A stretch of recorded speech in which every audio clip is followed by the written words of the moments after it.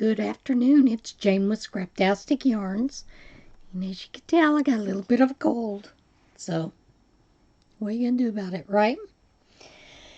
Okay, this is the choice along that Crochet Nana, aka Michelle, is doing. And this stitch was the, for this week, was front post, back post, alternating. And that's what I did, and you only did 2 rows. So there's that. And yeah. Now look at the draw on Nan's next knot with this colorway that has the cream in it.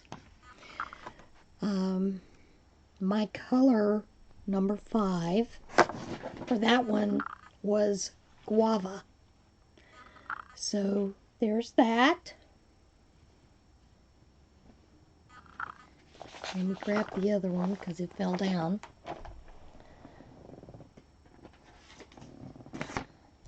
And the next colorway, my number 5 was forest green.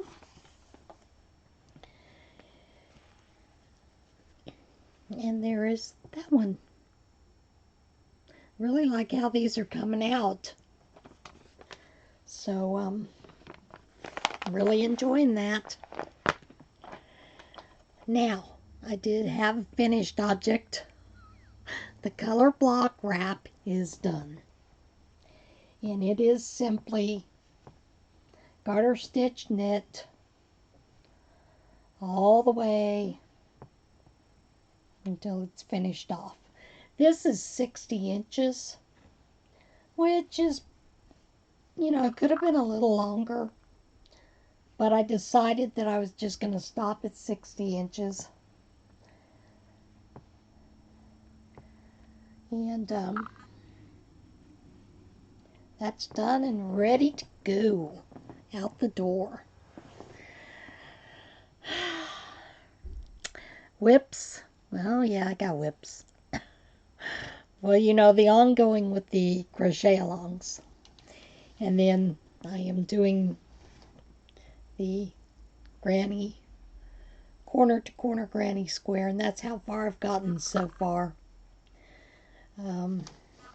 This week has not been a good week. I've not been feeling good. So I just haven't gotten anywhere with a lot of things. And I started the, I planned on starting this last week. We had the whole thing and Thomas wound up in the hospital. With the Bush Tracker Beanie that is by Gary of Urban Yarn. And I've never done the herringbone stitch straight or in the round. And I know when I was watching the video, my first thought was, oh my God, that's going to be a tight stitch. And what I realized when I was watching it is a bit of a tight stitch if you're not sizing your stitch. I noticed when I was watching the video, the girl for the weekly stitch, she was using just the very tips of her needles. And when you size your stitches, they actually need to go down onto this portion. This is what is the actual size of the needle. This just helps you get to it. But you have to size it by bringing it all the way down here. I have a girlfriend that knits really tight, and she just uses the very tips of her needles. And she's like, I just don't know why I knit so tight. Well, it's because you're not sizing the stitch. And that's kind of the term that it's called sizing the stitch. And then I was watching Jeanette of DOI Creations. Jeanette has a crochet cardigan challenge that she's doing. Well, yeah, I need another whip, right? So I'm trying to determine what I'm going to use for that, I have about 6 skeins of a light blue. I love this yarn. And I think I'm going to use that to make me a cardigan. And I think I'm going to kind of do it like Jeanette did, just wing it, you know. I still haven't decided on the stitch. Of course, you know, we all know my favorite stitch is the half double crochet stitch. But I think I want to step out of that comfort zone. Do something a little different. So I'm trying to decide what I want to do as far as that goes with the cardigan. And that's kind of basically it this week. Not a whole lot going on. Like I said, I've been sick. He's been sick. And his is mostly, you know, with the chemo, he's nauseous. But when we went to see the primary physician that he has, well, PA, that's a horror story in its own. We get in there and this kid can't keep his mask on his face, over his nose, over his mouth. I had great chin sport, but that was about it. And I guess I'm kind of old school. You know, when you get out of the hospital with a mild heart attack and pulmonary embolism, you kind of expect the doctors to listen to your lungs and your heart. Nah. Didn't even touch him. So, and then we sat and waited in the office, in the exam room for over an hour for him. And Thomas was pretty tired. After we got through with his disconnect, because it was a stop where we went this way and then went further for his disconnect for his chemo. After we got through with that, it was pretty late in the afternoon, and I needed something to eat, so we were going to go get something to eat. Thomas was so exhausted he couldn't even tell me what he wanted to eat. So, of course, I got something he didn't want to eat, because I didn't know what he wanted. So, and I had to stop at Joann's because I needed size 10 US needles. I have some somewhere, 16-inch circular. Can I find them? Nope. So I had to stop and get some more of those. And while I was in there, you know, he said, give me a regular Pepsi. No regular Pepsi. They had Mountain Dew, water, Diet Pepsi, and Gatorade. So we got Peeps and a Gatorade for lunch. Till we got home, then he had something else. But he wound up getting a cold as well as I did. So, you know, it's just one of those things. But I was not impressed with the PA. And PA wants to see him again in 4 months. And I'm thinking about calling and asking for someone else. Because I wasn't impressed with this PA. It's the first time we've ever seen him in person. So, just wasn't impressed. All right, are you ready for a little what in tarnation? I know I am. Cat trapped in tree for over a week, rescued, given spaghetti. And who wouldn't want a bowl of spaghetti after you've been trapped in a tree for all week long, right? Firefighters in Florida said it took more than an hour and 3 separate attempts to rescue a cat that was stranded on a high branch of a tree for over a week. Escambia County Fire Rescue said a crew responded Thursday evening to the call in Pensacola, where nearby business owners reported a cat had been stuck up in a tree for over a week. Cats can get themselves into such predicaments sometimes. The cat attempted to flee from firefighters, ending up even higher up on the tree. Rescuers said it took 3 attempts before they were finally able to reach it with a ladder. The firefighters, once back on the ground, the firefighters gave the cat some water and spaghetti. The firefighters took the cat back to the station where animal control was expected to retrieve it Friday. The animal was dubbed Paul in honor of firefighter Paul Guy, who was the one who pulled the feline from the tree. But there is video of this cat eating his spaghetti. Oh, it's cute. And it's a, it's a kitty. Kitties are funny. Now this next one is one of those little heartwarming ones.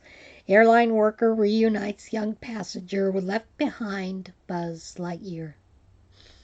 And we all know how children are when they've left their little precious toys behind.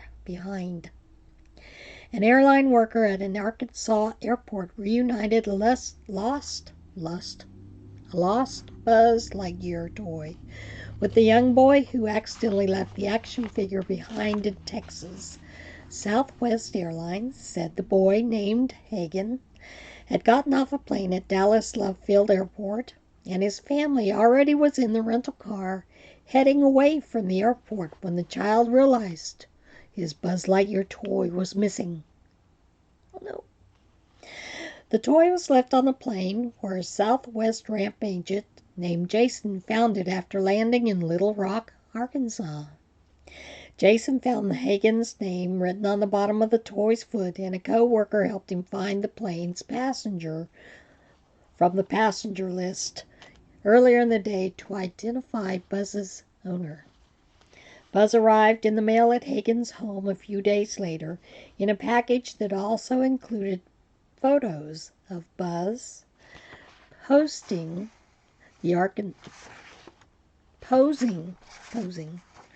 at the Arkansas airport and a letter detailing his adventures.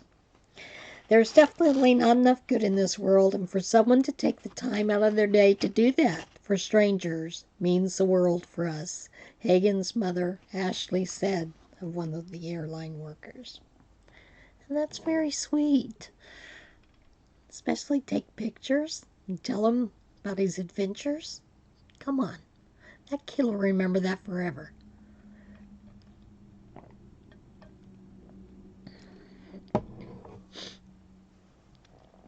Flash drive of old photos returned to owner after a long search.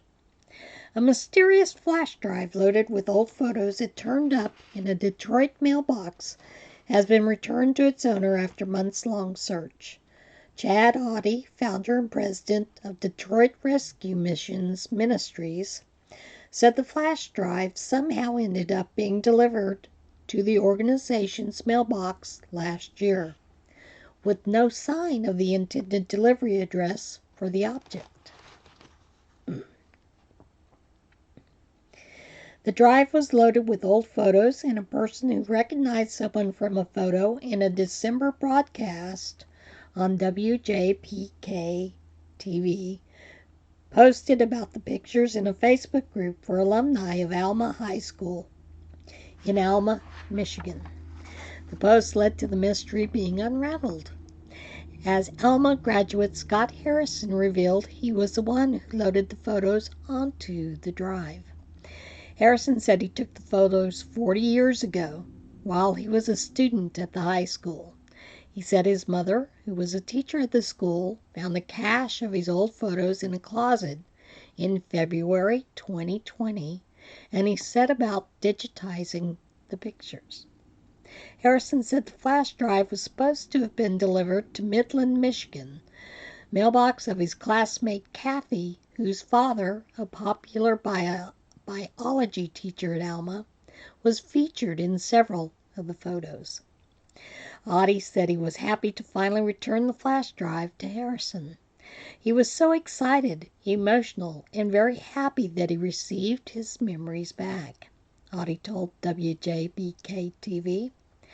Harrison said the photos have now finally gotten to Kathy to share with her father, who now lives in Indiana. They were really thrilled. It was a kind of nostalgic reunion, and we all had a laugh about it. It was a nice story in the middle of all this chaos that is the pandemic. Okay, are you ready for a job? Why not, right? Everybody's looking for jobs right now, right? Website hiring, but you have to be a specialist. Website hiring Minecraft gardening consultants for virtual landscaping. A British website that reviews garden sheds posted a job listing for an unusual $70 per hour position. Minecraft gardening consultant. WIT Shed said the consultants employed by its Minecraft gardening service will lend their video gaming and garden design skills to Minecraft players seeking a little help landscaping in the virtual world of the game. Consultants will be able to lend their expertise for achieving garden excellence while sticking to the player's Minecoin budget, in-game currency, the company said. The website said it is seeking candidates with a working knowledge of Minecraft and a creative flair. While not essential, previous experience in landscape gardening is beneficial. A passion for gardening, the outdoors must also be demonstrated, the job posting states. WIT Shed said the consultants will work remotely and can set their own rates, up to $70 an hour. And applications are being taken at witshed.co.uk virtual landscape gardener in the Minecraft. And there is a link if you'd like to apply. What is it with drivers doing things and getting away with them, right? Driver pulled over in Wisconsin using a camping chair. Yes, a camping chair. The Wisconsin State Patrol shared a photo from a traffic stop in which a trooper discovered the driver of a vehicle was sitting on a camping chair. Troopers posted the photo on Twitter explaining that the vehicle had been stopped by a trooper from the North Central region.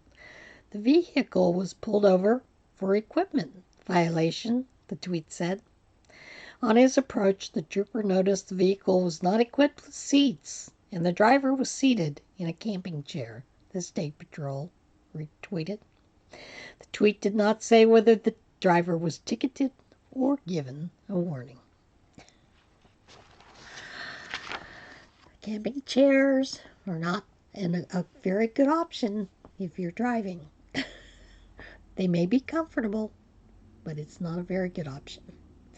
All right, with that, I'm going to end with one exception. 4 months, guys. 4 months till Christmas in July. Get to be a fairy or a contestant. Woohoo! July the 1st. Keep an eye out for it. See you guys then. All right. Everybody have a blessed week. And remember, choose kindness.